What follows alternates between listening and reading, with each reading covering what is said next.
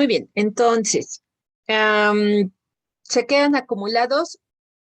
Sí se van a filtrar, David, pero es a través de un largo, largo, largo tiempo. Estas capas, pues aquí están representadas esquemáticamente pequeñas y visibles. La verdad es que ya en un sistema natural, en la corteza terrestre, tienen profundidades muy grandes. Entonces, de aquí a lo que el lixiviado logre escurrirse y filtrarse, va a pasar mucho tiempo y tiene que suceder dos cosas. Tiene que haber una alimentación continua del agua para que el líquido siga existiendo. Si no, en el mismo proceso de irse filtrando, va a ir perdiendo humedad, se va a ir secando, lo va a ir absorbiendo la misma tierra y entonces se va a ir quedando atrapado. Por eso, en esta zona de aquí se le conoce como de acumulación y nota que aunque es una esquemita, la dibujan mucho más grande que los horizontes que tenemos en la parte de arriba, porque la zona de acumulación son materiales altamente absorbentes. Entonces es difícil que un líquido logre superar esa capa, aunque sí, después de muchos años y si hay una alimentación continua de esa agua, por supuesto que va a generar esa filtración. Cuando se hace un depósito a cielo abierto, que era lo que hablábamos la clase pasada, que les describía, es esto que tenemos aquí, ¿de acuerdo? Y de los tiraderos de basura. Aquí es, imagínense que esto es basura y pues aquí están juntando todos estos jugos de los que yo les hablaba para generar el metano.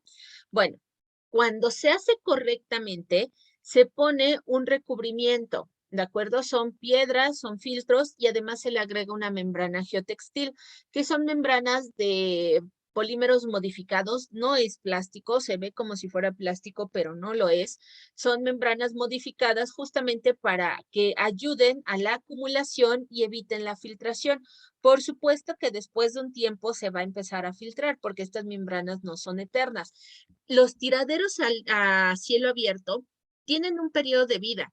No deberíamos de seguir tirando basura ahí una vez que llegamos a ese periodo de vida, después, no sé, de 20 o 30 años, porque tenemos que dejar que esa porción de suelo se recupere. Nuevamente repito, tristemente en nuestro país, pues sí tenemos una pobre apreciación de estas partes y no le damos la importancia de vida y pues se siguen utilizando tanto los tiraderos como, si no lo sabían, seguramente en su materia de canales hidráulicos lo van a ver, pero tenemos presas de aguas negras. ¿Qué creen que le pasa al drenaje? No todo el drenaje se puede desechar o purificar o tratar o demás, ¿no? Se manda a presas y ahí los tenemos a cielo abierto.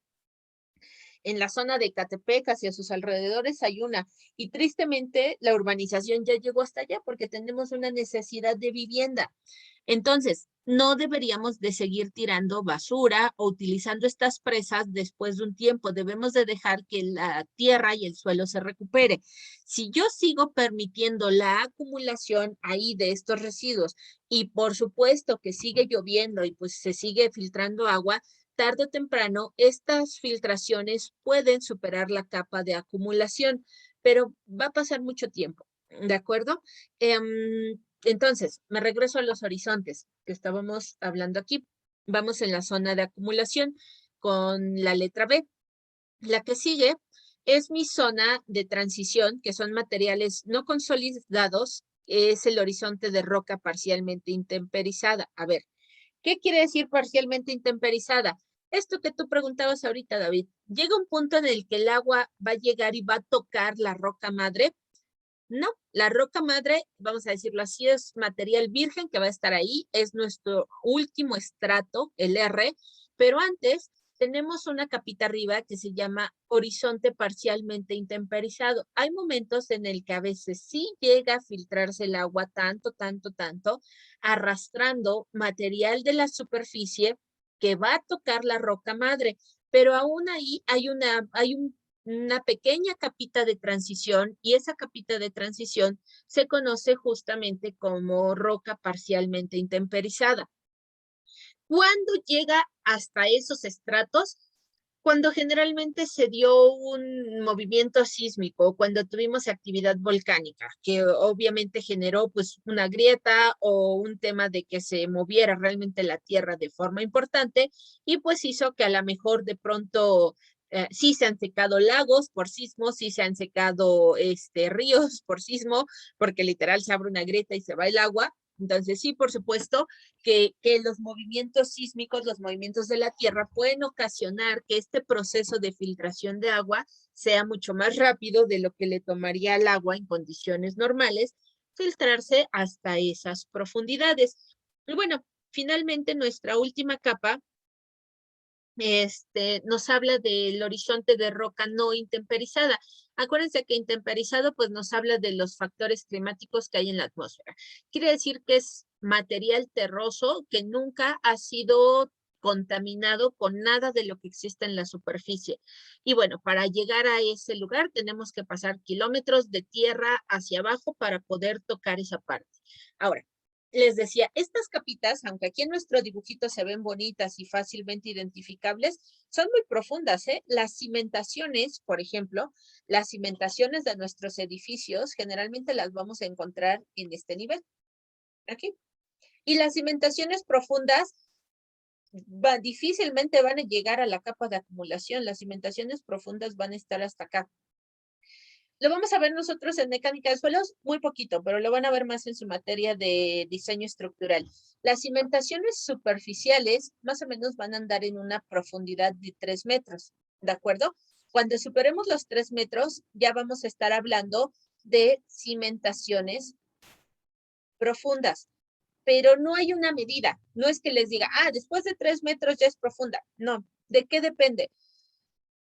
Si no me equivoco, es una proporción que dice algo así como que el diámetro de tu cimentación, pensemos en un pilote, por favor, que tiene un diámetro de 80 centímetros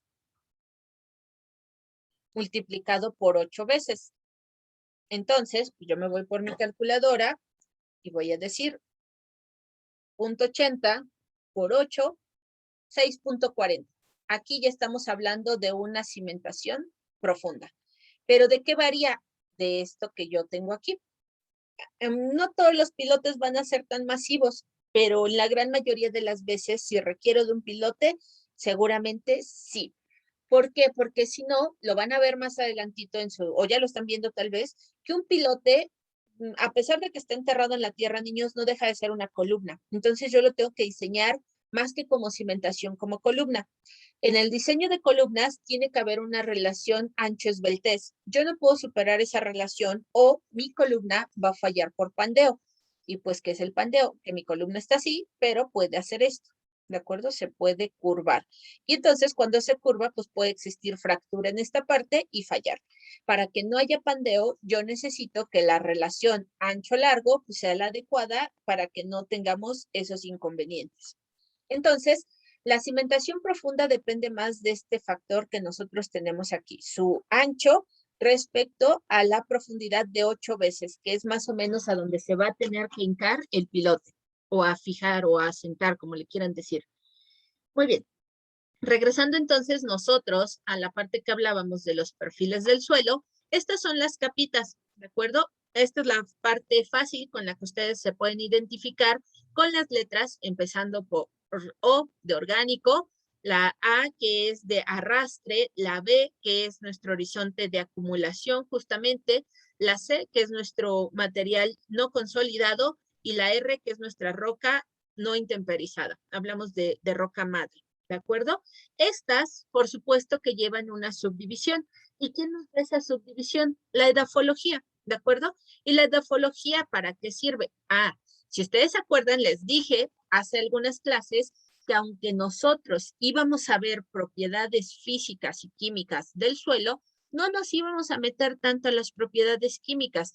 La mecánica de suelo se queda con las propiedades físicas, es decir, su comportamiento estructural. ¿Quién estudia entonces las propiedades químicas? La edafología. La edafología es la que me dice la composición de la tierra, qué tanto de un mineral tengo, qué tanto de no sé, de un metal tengo, qué tanto de, y así. ¿Por qué? Porque con estas composiciones yo puedo determinar si mi suelo sirve para la agricultura. Ahora, no para cualquier cultivo. Hay cultivos que crecen mejor con la presencia de tal y tal material. ¿Quién determina eso? La edafología. Pero la edafología no se puede separar de la mecánica de suelos, incluso no la podemos separar de la topografía. Funcionan a la par las tres disciplinas y las tres son importantes dentro del entendimiento del comportamiento del suelo. Claro, cada uno hacia su enfoque, pero al final a nosotros nos interesa para el tema de las cimentaciones. ¿Por qué? Bueno, eh, finalmente la mecánica del suelo sirve para el diseño de cimentaciones. ¿Cuál es la forma más adecuada para que nuestro edificio esté fundamentado en el suelo? ¿Qué pasa si yo tengo un suelo altamente saturado de agua? Quiere decir que mi cimentación todo el tiempo va a estar en contacto con agua. El agua hasta cierto punto no es un problema tan grave. El concreto se encarga de recubrir el acero de esa posible oxidación. Pero, ¿qué sí es muy dañino para el concreto? El salitre, por ejemplo. El salitre sí lo puede degradar, sí lo puede desgastar. El poco salitre que aparece en nuestros muros o en algunas losas, ¿es grave? Sí, sí es grave, pero no es tanto. Impermeabilizan y se acabó el problema. No se va a caer su losa, o no en algunos años. Pero ¿qué pasa si mi suelo, todo el tiempo mi cimentación está en contacto en esa agua y hay presencia de salitre? Bueno, ahí sí podemos tener graves problemas de cimentaciones. Si las cimentaciones se deshacen, se pueden corroer, por si no lo sabían. ¿Qué genera el salitre? La sal, por ejemplo, en el agua, los sulfatos. Entonces, las cimentaciones de los edificios que están en la riviera del mar tienen que tener ciertas consideraciones, desde que se utiliza un concreto modificado hasta que se utilizan membranas impermeabilizantes para cimentar. Se envuelve la parte de la cepa, por así decirlo. En muchas ocasiones vemos que le ponen plástico negro. No funciona, ¿de acuerdo? El plástico se va a degradar. ¿Qué es lo que se le coloca? Son unas membranas que se llaman mantas de bentonita. Son muy caras, por supuesto, pero es un impermeabilizante para que ahí se pueda colocar ya la cimentación y realmente la proteja de cualquier tipo de afectación por agua con la que va a estar en contacto. ¿Se degrada este material? Sí, pero tarda muchos años en degradarse. Muchos, ¿de acuerdo? Entonces, hasta ahorita, pues es el material como más eficaz que se puede utilizar para estas situaciones. Muy bien, con esto, niños, vamos a terminar la parte de la formación del suelo. ¿Por qué es importante que entendieran la formación del suelo? Porque nuestro siguiente punto que vamos a tratar son una serie de conceptos y definiciones con las que yo necesito que se empiecen a familiarizar para que podamos pasar finalmente a la clasificación del suelo, que es lo que de alguna forma es lo más importante ahorita para nuestra materia. Hasta ahorita, de lo que hemos mencionado, ¿tenemos alguna duda o alguna pregunta adicional?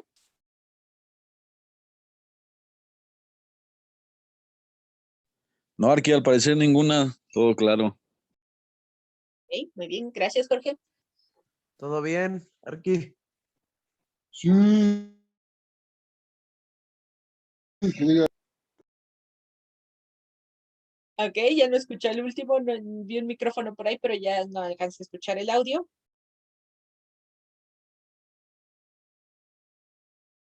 Entonces, para cerrar esta parte, no se olviden, niños, que la Tierra es un organismo dinámico. ¿Qué es esto? No es una advertencia, pero es un algo que tienen que tomar en cuenta siempre que vayan a meterse en temas de cimentación. Sí, denle una estudiada a la zona, al suelo, cómo se comportan las edificaciones que tienen alrededor. Si algún día ustedes se interesan por la parte estructural, vayan, vean las edificaciones alrededor del predio que ustedes van a trabajar, observen si presentan grietas, observen si sus muros tienen salitre. Noten, por favor, si estamos presentando algún tipo de erosión en el suelo, si en algunos lugares la cimentación está quedando expuesta. Creo que todos en algún momento, porque además fue como el tema de conversación como por 2 semanas en nuestro país, vimos las imágenes del socavón en Puebla, aunque sí se abrió, digamos, de la noche a la mañana. Les aseguro que no fue tan repentino como todo mundo dijo y comentó. La familia que vivía ahí, que desafortunadamente perdió su casa, seguramente notó cambios a los cuales no le dieron la importancia necesaria. Déjenme ver si encuentro la imagen. previa a que se caiga la barda.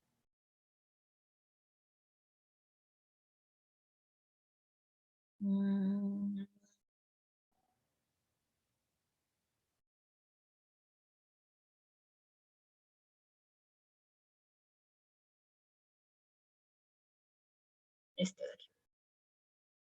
Bueno, es una muy mala imagen, pero bueno. La cimentación no se debe de exponer, ¿de acuerdo? Obviamente aquí hay un socavón, pero hay momentos en el que la lluvia y demás está haciendo que el terreno se erosione y poco a poco empezamos a ver las cadenas de cimentación. No es normal, niños, no se deben de ver las cadenas de desplante. Si nosotros empezamos a ver que las edificaciones alrededor empiezan a quedar al descubierto sus cadenas de desplante, nos está hablando de que es un suelo altamente erosionable. A eso me refiero con que vayan y vean las edificaciones que tienen alrededor. Vean cómo se han comportado. Si pueden, pregunten cuánto tiempo tiene esa casa para ver qué tan rápido ha sido su degradación. Porque muchas veces en casas relativamente nuevas comenzamos a ver grietas. No es normal. Las grietas son normales, no se preocupen, no se va a caer su casa. Las grietas son normales, pero a lo largo de muchos años, ¿de acuerdo? Todas las edificaciones necesitan asentarse, todas las edificaciones se van a deformar. De hecho, buscamos que se deformen precisamente para absorber esos esfuerzos a veces tan grandes que ocasiona un sismo o que ocasiona el viento. Nosotros no sufrimos tanto de viento, pero bueno, pues allá pregúntenle a los de Oaxaca en la Ventosa. Pero estas grietas no deberían de aparecer ni en un año ni en dos, sino a lo largo de a lo mejor 5 años o 10 años. Sería normal que empecemos a ver esta presencia de grietas. Ahora, ¿qué tipo de grietas son las que nos preocupan?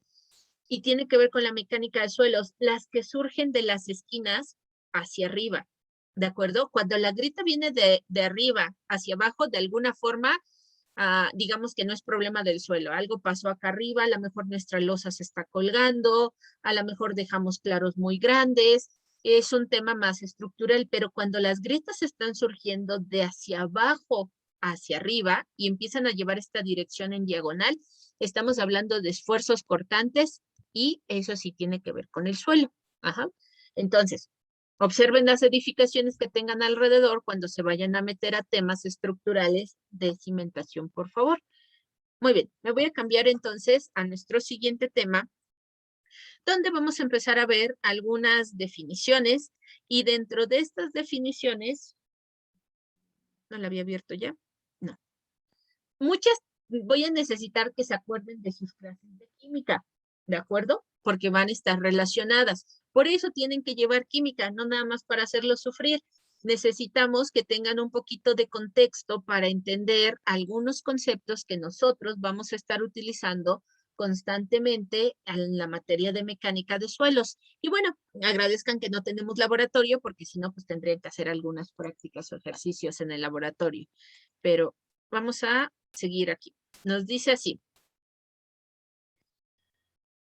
De lo primero que vamos a hablar es nuestro límite de consistencia. Cuando hablamos de la palabra límite, estoy hablando de una barrera, de un tope, ¿de acuerdo? Es decir, lo máximo que o lo mínimo que algo debe de tener. En relación, ahorita específicamente vamos a hablar de consistencia. ¿Y qué es la consistencia? Pues básicamente yo puedo decir que es la textura al tacto, qué tan duro o qué tan blando se pueda percibir algo. Pero vamos a hablar más específicamente cómo determino el límite de consistencia del suelo. Y este límite de consistencia, niños, va asociado con la presencia de agua. La presencia de agua va a modificar esa consistencia. Lo mismo que quiero que se imaginen si ustedes tuvieran, por ejemplo, en sus manos una tacita que llenamos de harina y la empezamos a apelmazar, la empezamos a compactar con una cuchara, aplastamos para que quepa y quepa más harina y entonces va a tener cada vez más una consistencia más sólida.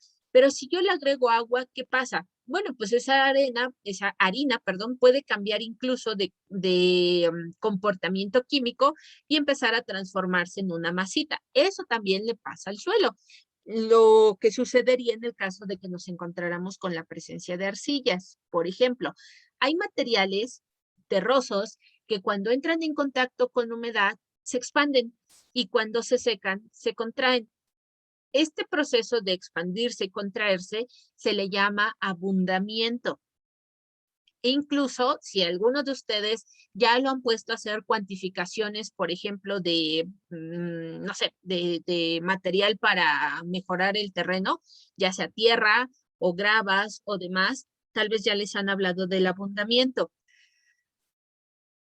¿Qué quiere decir eso? ¿Cómo sacamos la cuantificación de una cepa? Ah, pues yo necesito saber el ancho por la profundidad, por la longitud de la cepa que voy a calcular, para que yo sepa cuántos metros cúbicos voy a sacar de esa tierra. Ejemplo, tengo aquí mi cepa que yo voy a escarbar para que aquí entre una cadena. Pensemos. Y yo digo, ah, pues es que aquí tiene 90 centímetros y aquí tiene 1,10. Y de largo tiene 6 metros. Y entonces, ¿qué voy a hacer yo? Ah, pues voy por mi calculadora. ¿Dónde está mi calculadora? Y voy a decir .90 por 1.10 por 6. Y entonces yo tendría que 5.94 metros cúbicos a desalojar. Ah, bueno, pues ya rasqué y yo aquí voy a meter mi cimentación. ¿Qué hago con este material? Me lo tengo que llevar y te van a preguntar, ¿en camioneta o en camión? No, pues que camión. Ah, ¿de qué capacidad quieres? Porque hay chicos y hay grandes. Los chicos, si no me equivoco, hay de 7 metros cúbicos y los grandes son de 9 metros cúbicos. Entonces, dependiendo de la cantidad que nosotros tengamos acá o acá, va a ser la cantidad de camiones que ustedes van a tener que contratar. Pero resulta que cuando nosotros escarbamos, yo debería de tener aquí 6 metros, redondémoslo a 6, y resultó que mi camión de 7 se llenó. ¿De dónde apareció ese metro de más? Ah, bueno, porque hay materiales que tienden a expandirse cuando la presencia de humedad se modifica, ya sea que se estén secando o que se estén humedeciendo, va a variar. La tierra, por ejemplo, tiende a aumentar su volumen. De lo que ustedes calculen que van a sacar de una cepa, va a ser siempre un poquito más, porque generalmente cuando la tierra está en el suelo, está compactada, y cuando yo la escarbo y la remuevo precisamente y la aereo, el volumen va a aumentar, la densidad tal vez se va a modificar. Sí, claro, porque acuérdense que la densidad solamente me habla de la proporción que hay de masa respecto a cierto volumen. Y entonces voy a necesitar tal vez más camiones de los que yo había considerado al principio. Ahora, ese porcentaje de abundamiento varía dependiendo del tipo de material. Las arenas, por ejemplo, no se expanden, pero las arcillas sí. Ya vamos a llegar a la clasificación de suelo para que entendamos la diferencia entre arena y una arcilla. Pero para poder llegar ahí, justamente necesito que empecemos a hablar de algunas definiciones. Ok, suelo saturado. ¿Qué es un suelo saturado? Y esto tiene que ver con sus clases de química, ¿de acuerdo? Donde yo les hablaba hace algunas sesiones que era una solución saturada, una solución sobresaturada, y justamente tiene que ver con esta partecita de acá.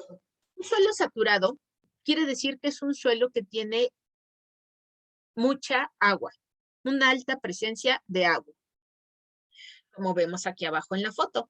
Y vean la diferencia que hay justamente, aquí yo sé que es un tema completamente representativo, y aquí nos dice, miren, cuando un suelo es no saturado, se va a ver así, y cuando un suelo está saturado, se va a ver así. ¿Cuál es la diferencia? Que aquí sí tengo vacíos y aquí no. Entonces, aquí, ¿cuál es mi porcentaje de humedad? 100%. Y aquí dependerá ahora sí de la cantidad de partículas de agua que hay aquí contra la cantidad de vacíos que haya aquí. Los suelos saturados son estos, los que generalmente llueve y almacenan agua en la parte de arriba. Y llueve y sigue creciendo el agua. Déjenme ver si tengo aquí una imagen para que la puedan ver. Porque además, curiosamente, y sobre todo ahí en Otlacomulco, casi no sucede esto. Los terrenos de cultivo, por ejemplo, son terrenos altamente saturados de agua, y de hecho es al propósito, porque esa humedad la consumen las plantas. Por eso quería la foto que les voy a mostrar. Solo regálenme un minuto a ver si la tengo aquí.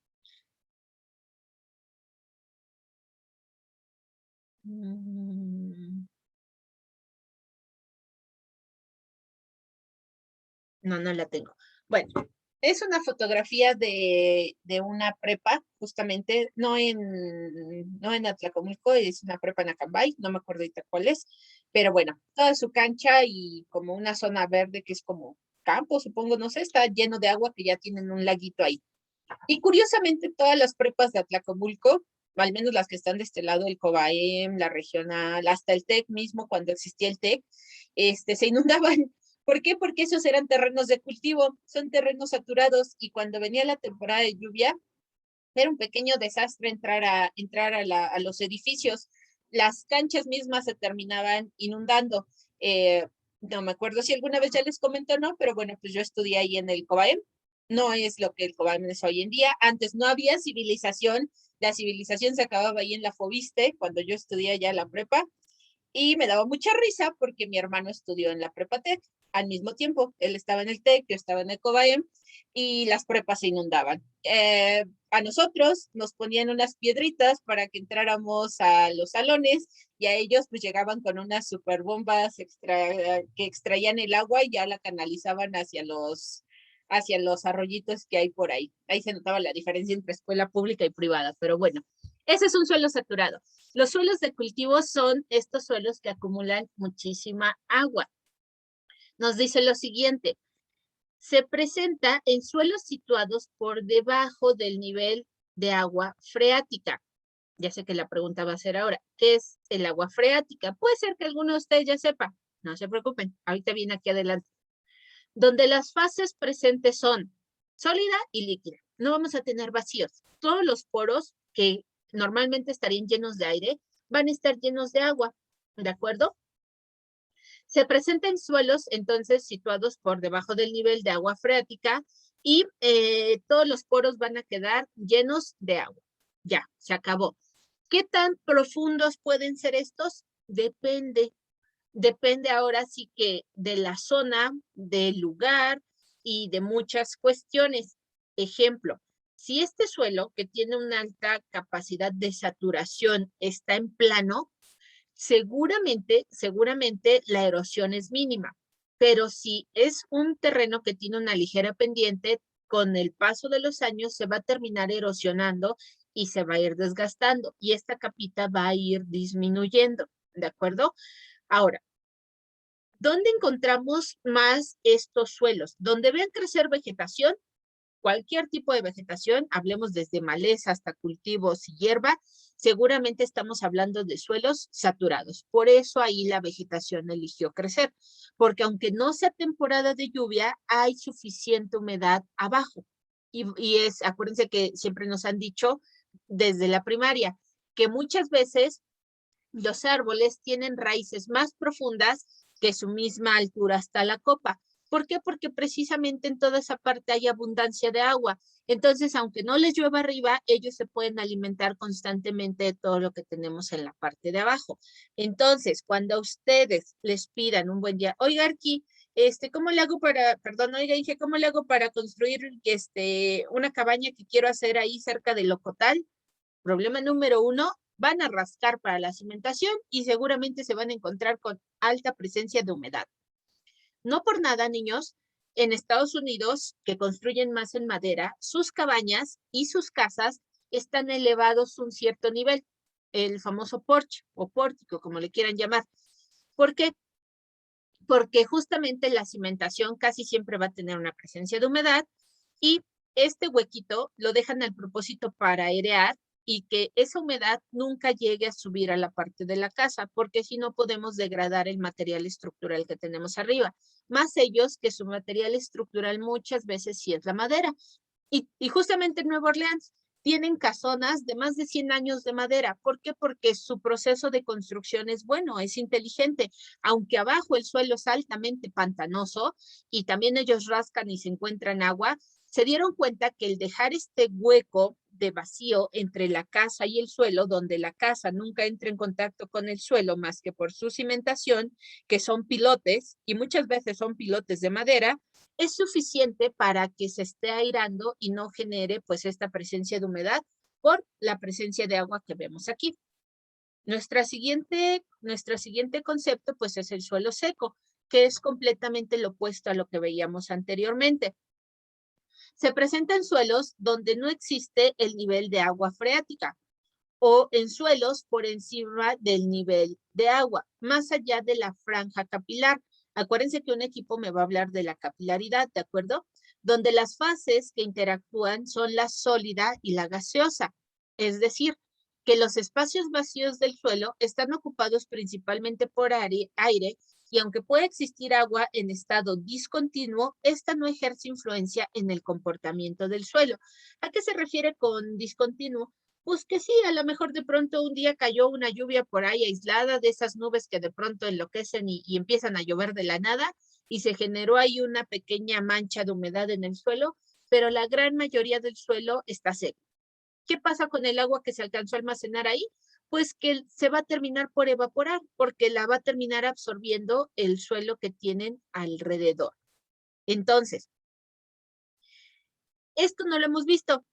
Lo van a ver, si no me equivoco, en la siguiente semana, que sí van a tener tarea de verdad. En la mecánica de suelos clásica, niños, solamente se consideran dos tipos de suelo. El suelo saturado y el suelo seco. Se acabó. Así empezó la mecánica de suelos y dijeron, hay suelo seco y hay suelo saturado. La mecánica de suelos como disciplina empezó por ahí de 1940, más o menos. Lo voy a ver al final de dos métodos que vamos a tocar de esta presentación, pero les adelanto un poquito. Surge a raíz de la Segunda Guerra Mundial. Después, muchos años después, como por los años 80 o 90, se empezaron a hacer nuevos estudios de mecánica de suelos. Durante casi 50 años, la gente y los ingenieros del mundo diseñaron con lo que ya se había establecido hasta 1940. Pero de pronto alguien dijo, oigan, ¿y por qué no probamos tal? Y le decían, no, pues es que la teoría dice, y por ahí hay un autor muy famoso, muy importante que ustedes comiencen a identificar, que se llama Terzaghi. Y lo van a ver también en su materia de estructuras, porque Terzaghi sentó los bases de la mecánica de suelos y del diseño de cimentaciones por la teoría elástica. Muy bien, este personaje pues dio ciertos conceptos y ciertos fundamentos teóricos y todo el mundo lo tomó como verdad absoluta.